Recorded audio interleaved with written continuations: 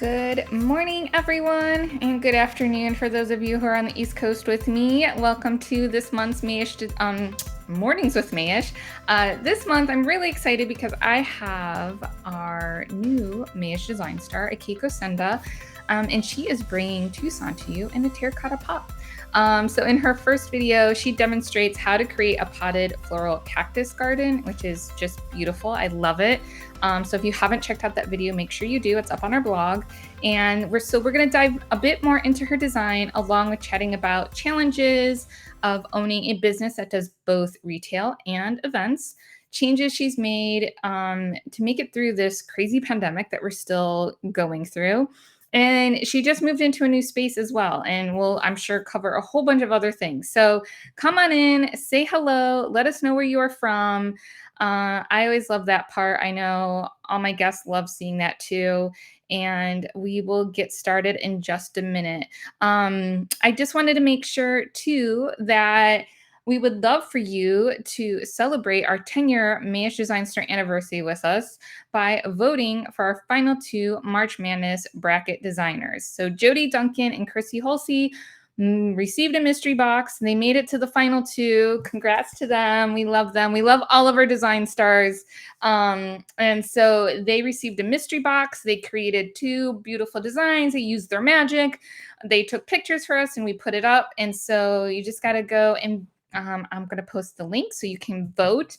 And so check that out and vote, of course, after the show, please. And with that, guys, hi, Anna. How are you from San Diego? Real quick, too, before I bring on Akiko, I just wanted to let you guys know I went live like really quickly on Instagram yesterday to let you know that Anna and I are collaborating together. She's just a wonderful supporter of Mayesh, and she has an amazing YouTube channel with lots of design videos, inspiration videos, and they're all in Spanish. So she's working with us now. We're going to have a monthly video with Anna in Spanish. And so I know she went live yesterday, so we're going to be getting some content from her that we're going to be posting up on our channels. So make sure you check that out, especially if you speak Spanish. So it's really exciting. And that's my intro. Okay, so I'm reading and talking and I just like stuttered, so sorry about that. Okay, so let me bring on Akiko and we're going to get started. Hey, how are you? Hi, how are you? I'm good. Good, thank you. So yeah, I'm so excited to have you here. And I'm excited because again, there's always firsts and things like that. We've never done like your style of design that you are doing for your 2 months that we have you as a design star. But before we dive into that, can you introduce yourself a little bit and share about your flower story? Sure. My name's Akiko. I'm the owner of Bloom Maven. We are located in Tucson, Arizona, so southern Arizona. I've been doing flowers for about, I guess, almost 11 years now. Kind of just started more in like the event planning side and wedding coordinating, and really was just doing it part-time for a while. My background is in merchandising and e-commerce, so I worked for a few action sports companies in Southern California. So I would actually work full time there during the week, and then during our wedding season in the spring and fall, I would come down here and just work on weddings. And yeah, in 2017, I opened my own store. Like that was my first floral venture by myself. And yeah, we've just kind of hit the ground running since then. And now we do everything from retail flowers to also events, and we teach workshops and the whole thing. I love it. I love it. So as I mentioned before, I always love it when we have firsts to talk about. And this is the first time we had cacti succulent flower design. So can you tell us a little bit about what inspired you to select this design to demonstrate for your first Mayesh Design Star video? Sure. Well, obviously, we are constantly working with cacti and succulents here in the desert. It's just comes with the territory. When I first opened my shop, I definitely wanted to bring in an option that was plant life, because there are some people that they want to spend the money, but they're kind of, unsure about spending so much money on flowers because they won't last very long. And I know that people do succulent gardens, and that's a retail option in different places, but I wanted to sort of incorporate the flowers with it too. And it's actually one of our most popular retail items. So I wanted to show a little bit of the desert and the plants that are native to us, but also combining that with, beautiful flowers. I think, adding the flowers to me is reminiscent of when the cacti are actually flowering here in the desert in the spring. So it kind of ties that in. And then using the terracotta, I mean, I think that's so quintessential, desert. And I'm actually from Mexico originally, and those pots we sell them here in the shop, and they're made in Baja California in Tecate, Mexico. So it's just cool because I think all the colors are very, that desert vibe. Yes, yes, I love it. I love it. And I love that you brought tongs into the whole thing too. So if you guys don't know what I'm talking about, you're gonna have to go check it out. Kitchen tongs are very important when you're, doing these kinds of designs, I've learned. Yes, we have lots of kitchen tongs here. Yes, yes. So if you guys want to check out Akiko's website, because I was, I'm always, sneaking peeks on everyone before we do the interview. So I was on your website and saw that you actually have like a smaller version of what you designed for sale on your website, which is really, really cool. Yeah, that one comes in a concrete pot, which we call our Tucson Modern Garden. So we like to switch it up. And the terracotta pots, they come in so many different sizes, so we can really price them lower or higher. We've made some really giant ones also for businesses, which include taller cacti, which look amazing too. Yeah, that's very cool. And you just mentioned the word price. Is there anything that you can share in terms of like how you price this kind of design? Because typically we're always talking about like cut flowers. This is obviously working with plant materials and some other different things that we've never worked with before.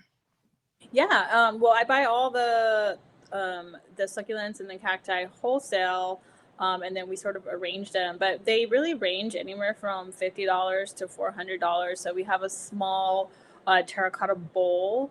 That one is a 7.5-inch diameter. So that one we can do like without flowers for $50. If we add some florals, we can bump it up to $75. And then those larger ones really just depend on the cost of our plants. But we really don't use that much actual floral in it. So we can kind of keep our costs down that way. And it's just nice for people, to be able to offer something that will keep living, once the flowers have gone.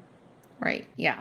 I agree. Completely agree. I was really excited. Not that he brought me home what you created, but he brought me home like a terrarium type of thing with plants and things in it. And I love it. And I still have it alive, which I'm really excited about too. I've had it for like 2 years, and it's amazing. Yeah. Um, so are these designs usually made to order, or do you ever have like Cactus Gardens ahead of time since they last, and then you add fresh flowers when the customers buy them? Like how does that work for you? Usually they're all made to order. During the holidays, we can pre-make some, just for time's sake. But we like to keep the plants really fresh. And then the white rocks, like they look super clean when they're freshly put on. Once you water them, they tend to get a little bit dirty. And then it's just easier for us to maintain the plants if they're just in little liners, and we can just quickly water them. So most of them are made to order, like I said, unless it's just like a really busy weekend. And sometimes we teach, that's a like really popular workshop too. So we teach that as a workshop and have people make their own. Oh, very cool. I Yeah. love it. Okay, so even though you typically sell these as retail pieces, have brides ever asked to use them as centerpieces for weddings? Yes, all the time. So like the cactus and flower trend, I don't know, maybe it was like 10, 5, 10, who knows? It kind of was like super popular, 10 years back. Well, here it never died. It's gonna live forever. So we do those all the time for centerpieces. So we do them in two different ways. So we can do it as a potted plant, which is nice because it's something that like guests can take home. And like I said, we can make them in different sizes, or we'll switch it around and we'll do it like either in a vase with foam or chicken wire, and we actually stake the plants into it, and so that creates more of like a floral arrangement. It just has like a little bit of a different shape and size. So we do those. We still consistently do cactus and succulent, even bouquets. And I think that here it's always going to be a trend. And the next, for the next video, you'll see we do a lot of potted cacti and mix it up with flowers for like larger ceremony installations. So. Yeah, I'm excited for that video. I can't wait to see it and share it with everyone. So did I hear you right that you do like bouquets sometimes with cacti? Yeah, we definitely it's funny because you have to like get so creative, like the kitchen tongs. Right. Yeah, so before it was always like the Echeverius succulents, which like a little bit easier. We stake them, shape them. But now there's been a bit of a shift, and now people are asking for small little barrel cacti, which are full of thorns, and they're not shaped in the same way. It's just like a round piece and then the root. Right. So we've just kind of had to get really creative on how to stake those and how to keep them secure inside of bouquet. But what I like, I always tell people that ask me for like succulent and cacti bouquets, is that it has to have floral in it. Like for me, it can't just be just the greenery. For technical purposes and just for like my style, I think I really like to mix the flowers. The flowers really help like support it and shape it. But yeah, we put aloes in our bouquets. We put lots of air plants. I think it just adds a lot of texture to bridal bouquets, which is what people really like when they're looking for that desert vibe. Yeah, definitely. Do you have pictures on your Instagram of that? I don't think I've ever seen a bouquet with like cactus in it. Oh, we probably do. I'm sure we do. Yeah, I'm gonna have Yeah. to go look for that. There's more coming. Like I said, like the trend is not dying here. Yeah, yeah, and I love that it's not dying there, and then I feel like for everyone else in the rest of the country, they might have a bride that's like, "I really want something different," or maybe they have, like, this kind of Southwest vibe or whatever that you kind of see or feel, and then that's something that you can, like, offer because it might not be anything that someone thinks about, you know what I mean? Who's Yeah. when you think about like a cactus, it's not like the first thing you think of is like, oh, I'm gonna put that in a wedding design because it's not like the easiest thing and it's a plant and how does that work? So Yeah. that's very cool. I actually just did we have like we're working on a David Austin campaign they're going to be launching here like early next week. And I don't want to like spoil anything, but we worked with one of our past design stars and he did this shoot for us, and he was incorporating cactus into like his tablescape, which is really cool too. So and that's going to be fun. Yeah. Yeah. We did Modern Love in Palm Springs a few years back. Hmm. And that was the first time we painted cactus. So we actually painted it like a black, matte black. And that Ooh. turned out really cool. So I mean, there's so much we can still do with the cactus. Yeah, that sounds amazing. I want to see pictures of that too. That's We do have pictures on Instagram for that. Okay, cool. Cool, cool, cool. I'll see if I can like find them and maybe I can like include them in the blog, that type of thing. Um, you said Modern Love and Black Yeah, Cactus. the Palm Springs event. Okay, cool. So, what is it like to work in the desert and how does that compare to when you were in Los Angeles? Because I know I've heard from like other designers like have concerns and questions about like designing there, especially for like if there is an outdoor event and and who knows what else. So yeah, tell us what it's like. Yeah, full of challenges. Well, we're in Tucson for one, so we don't have a wholesale flower market here. So we order everything from Mayesh Chandler, which is in Phoenix, which is 2 hours away. So that's the closest market. So, starting from like the ordering part, we don't have, I remember living in LA, I would just go to the LA Mart and I would sort of pick and choose what I needed. I mean, I ordered some stuff, but then I was able to have a lot more flexibility, because colors and different shapes and what's in season and all that play so much into play. But so when we order here, it's kind of hard to have that flexibility. It's like we have to work with what we get a lot of times. So that's one thing that's difficult. The other thing is like keeping these flowers alive. And Right. it's super, super dry here. And I think like people don't really understand how dry it is here, but like when you get off the plane or get out of the car, it's like all your skin like dries up and like your throat dries up. It's that dry. So, we've had to get really creative. Like if we have to keep flowers, since we don't have a huge walk-in cooler, overnight, out of the cooler, we've started using humidifiers and, spraying things, covering them with bags, like hydration chambers, all kinds of things just to like Right. keep the flowers fresh, throughout our events. So that's another thing that's pretty rough. We stopped doing any summer weddings because it's just too much liability. So we pretty much don't take on any weddings June through August, just because, maybe if someone's like only having an indoor, ceremony and reception, we'll take it. But it gets up to like 116 degrees sometimes. And just, the action of taking the flowers from the shop into the car, from the car into the venue is rough. We Right. also make sure that our recipients for retail flowers are home. We make sure that when senders send flowers, they know like we cannot leave flowers outside on doorsteps during those summer months. So a lot of elements to deal with. One of the things which I actually find really funny, but it's like so hard.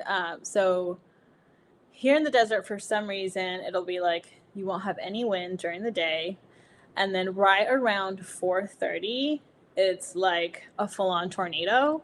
So, Okay. That sounds so scary. that's like when we're setting up like reception. We're putting up our ceremony installation. Guests are arriving. So yeah, so it's like a huge wind tunnel tornado, and then the sun sets and it's just the most beautiful thing ever. And everything turns beautiful and the candles come on and it's perfect. But it's that like hour and a half where we're working the hardest. Right. Yeah, I don't know, it just like becomes so windy and crazy. So yeah, I feel like there are a lot of elements here, that in LA maybe I just didn't even have to worry about. Um, but it's just about being resourceful and being creative, and we have to wire things down to whatever is available and use rocks, and Right. we get super creative with it. But it's fun. There's nothing like a desert sunset and just being out, like, out in the desert, like in the middle of nowhere, and having a party. Yeah. Yeah. Yeah, that sounds interesting. And yeah, I was just thinking like zip ties are probably your friend and lots of Yes, wire and yeah. lots of like, fishing line tied everywhere. Oh my goodness. That's crazy. I didn't know about the wind part. So that's interesting. So we can see from where you're sitting right now, and we've mentioned it before, that you are both retail and events. So what are some challenges of doing both? Sure. Well, we're in our little temporary space right now. We're getting ready to move, but it's been a lot. Yeah, I actually have never worked in a flower shop. I wasn't formally trained, so I think that all like the technical things that keep a flower shop running, that was sort of something that I had to learn. When I hired my first employee, who's our shop manager, Hannah now, she had worked at a flower shop previously. So, I really relied on her to kind of help me, because before that I had only done weddings, and weddings out of my kitchen. Right. So just learning, techniques and the day-to-day things that, keep the business running. One thing that's really difficult is pricing. How do you price your retail and how do you price your event stuff separately? When you're getting the same cost price or different cost prices. So we've sort of, this whole time we've been just working on getting some of those formulas down the way that it works for us. So that's one thing that's really difficult. And then, growing pains of just getting busier over COVID. Our retail part of the business, like the home deliveries and such, actually grew, because people were home and they wanted flowers or people wanted to send flowers. And so now we have sort of like the surge in weddings, but we're also really busy doing deliveries every day. So how do we manage the team and how do we, schedule out the day so that we still have time to make all of our deliveries, but then we have, all these weddings to do. So Fridays are kind of intense days for us. And then the store is open. So Right. customers are coming in constantly. Our new space is going to have like a divided workspace and retail space, which would be really nice. But up until then, for the past 4 years, we've worked in a retail shop. So our first space was super small.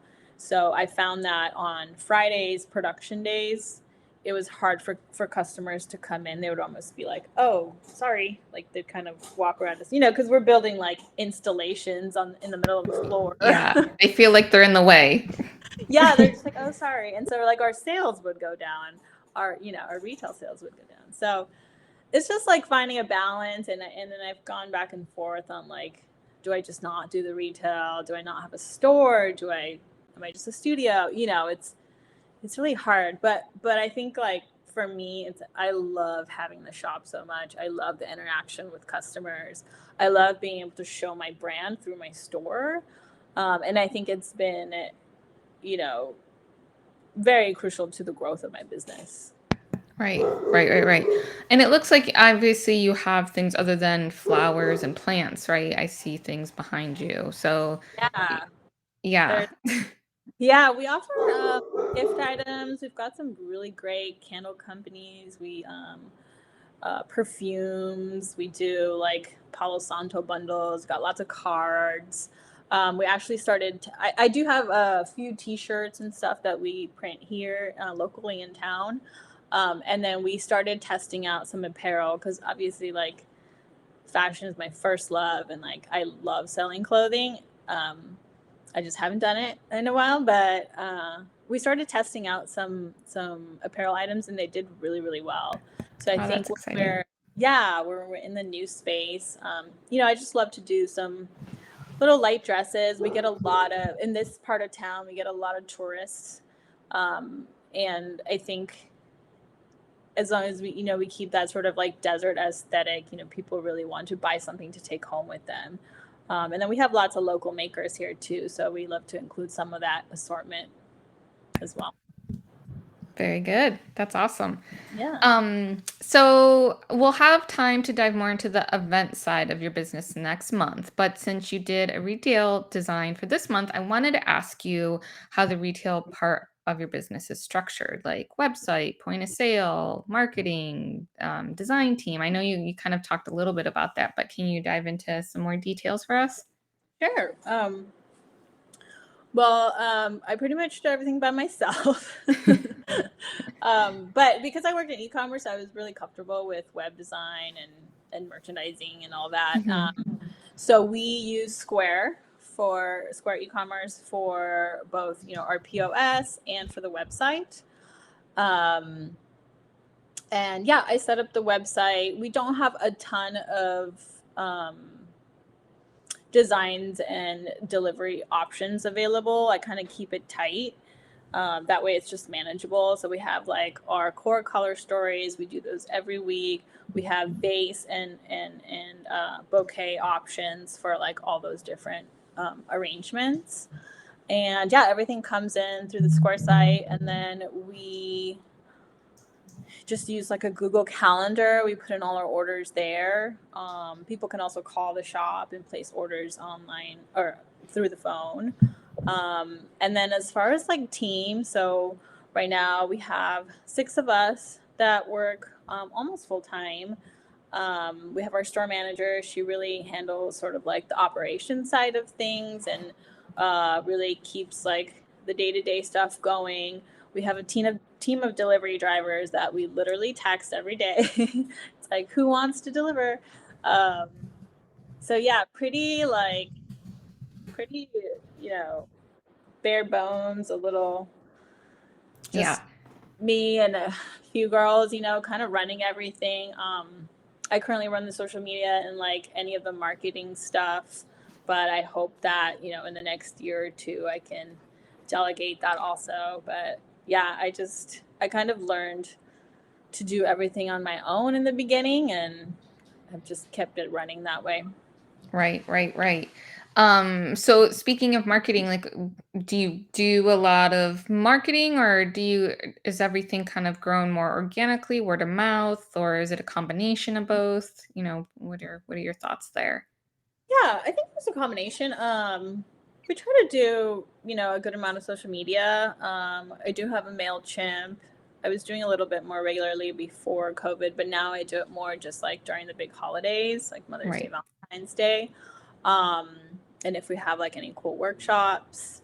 I do a little bit of like Google ads, paid stuff, but not tons. I Hmm. think in the beginning, what really helped us, well, first of all, Tucson's a small town too. So, um, it's just a great community and people are really supportive of each other here. But I think what helped us a lot in the beginning was pre-COVID is we did a lot of the fairs and markets that are here around the city. So every single weekend we were doing something else to get our kind of our face out there, our name out there, and really just meeting people.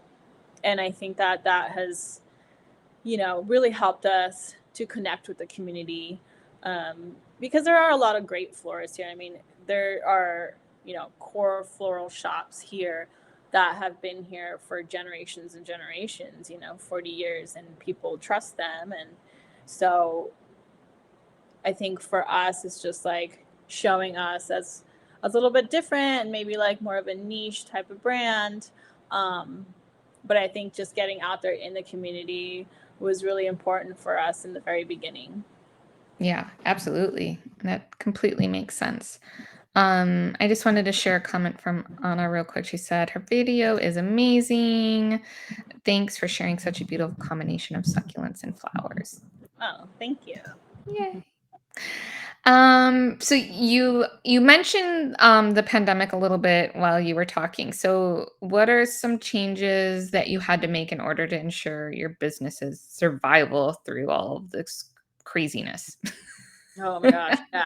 I like feel like that was like another decade, but Right? um, It feels like it yeah. was so long ago, and like it already happened, but it's like it's still going. It's still No, happening, and we're still dealing. I know. It was really scary at first. I think that like at first I was really disillusioned because I was like, I built this business that is not going to survive. And, but then, I just started to try and get creative. We actually closed the retail shop for 4 months. So that was kind of a long time. But we were only closed for 2 weeks. So, like I said, we kept our delivery services going. You know, when we weren't able to get flowers, we kind of had to get creative. We partnered up with another flower shop here. He drove to Phoenix and brought stuff for me. Um, Obviously, we were just buying really really small during that time. And then the other thing that we started doing was we actually started doing video workshops similar to what I did. Okay, Uh, cool. yeah, it was cool because I would, so we would, I was pretty much doing it by myself, but I would create these product packs for people. And we had a door where you could kind of do like the curbside pickup in our older space. And so people would come, pick up their product pack, take it home, and then I'd send them the link to do the video. and it was actually really successful. It was just a lot because I was like literally filming myself and then editing it all and then putting everything together. So Right. I don't know if that's sustainable right now, but it was just really cool to like see people, to see the reaction of people like, wanting to do this and, coming over to the shop, picking up their stuff, and then, getting the feedback and then posting pictures of stuff they made in their own home and watching these videos. So that really helped us get through the summer. Um, and obviously, like we did all kinds of loans and grants. And then I think it really helped for us to be able to expose the retail side of our business to like the delivery side of the business. Because I think we gained a lot of customers from that. And so, yeah, somehow we just fought through it. That's great and very exciting. I know we've all made some changes and, it's really exciting that, for those of us that did come out at the end, we're still here. So that's something to be proud of, that's for sure. Thank you. Yeah. So another thing that you mentioned is that you're moving into a new space. Congratulations. And yeah, tell us a little bit more about that move. I know you said that you're in a small space now, and this next space will have a lot more room for you to Yeah. grow and flourish. Yeah. So we actually filmed those videos in the new space. So you can see like how cool and white and so much light's in there. But yeah, so we were previously at the Mercado, which is just on the end of the block there. That was my first shop. Um, and I think it's just like under 600 square feet, just this tiny little thing, super cute. But I had expressed wanting to move and wanting to get into a bigger space. Loading and unloading was pretty hard there. So there's a new building is still, they're still finishing up, but it's basically in between where we are in the shipping container plaza now and then the Mercado. So yeah, it's going to be like over 1,400 square feet. There's sort of like a section for a walk-in cooler there. I really designed it to feel more like a gallery. I wanted to have like really wide, that we have super tall ceilings, like really big white walls that we can, take photos on and really like showcase the flowers and the Right. retail products. So yeah, it's separated. So there's like actually a workspace behind, so you won't see all the mess. And then the whole front is half the front will be the retail shop, and then there's a small area for client meetings. So we're going to set up like a little lounge area, so we can meet our clients, our event clients. And that will also be used, that's that white wall that we use, so that we can also use that for photo shoots and sort of like more creative events. I love doing editorial stuff.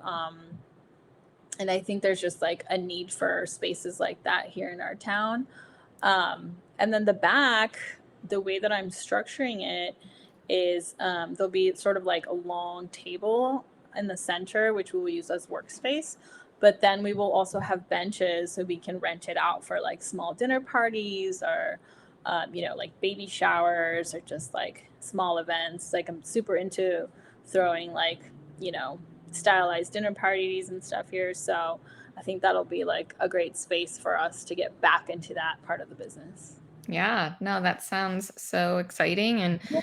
I feel like I've said this like so many times in my last like recent interviews, but maybe once you're settled and stuff, I can do an episode with some of you that have all moved into new places recently because I feel like that's the trend, guys. You need to Oh, move into a new place.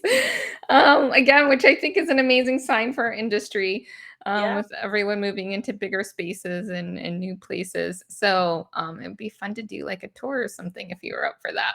Oh, yeah, definitely. Yeah. Once we're in there, I'm going to show it off so much. I love it.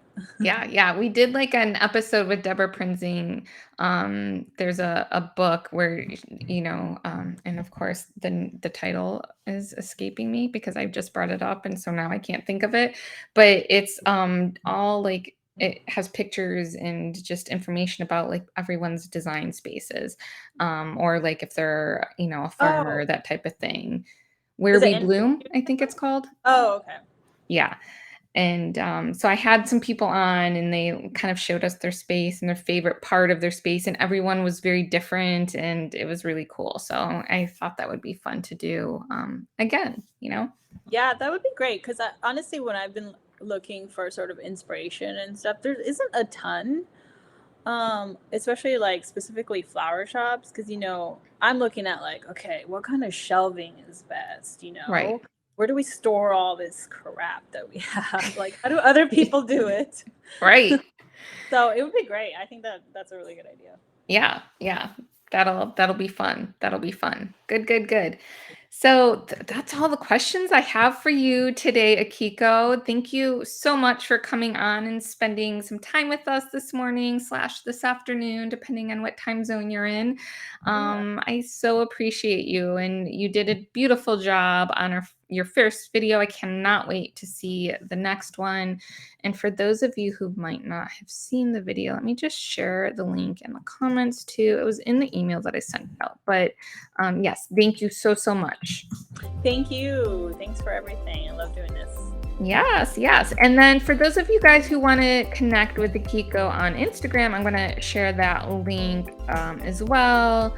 And I shared her website earlier. So you'll have all of that. And of course, if you came in late or you had to leave early, or if you're just listening to the podcast, first of all, thank you for any time that you guys give us. I appreciate it.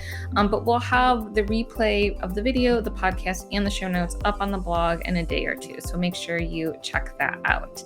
I did want to let everyone know that I will be having David Austin from David Austin Roses up on my next Mornings with Mayesh as a guest. I'm still finalizing the date and the time. So once I have that, make sure you stay tuned and you guys join me for that, because that's going to be pretty cool. I'm very excited about that. And so anyhow, that is a wrap today, guys. Thank you so much. And I will talk to you all soon. Bye. Thanks, Akiko. Bye. Thank you.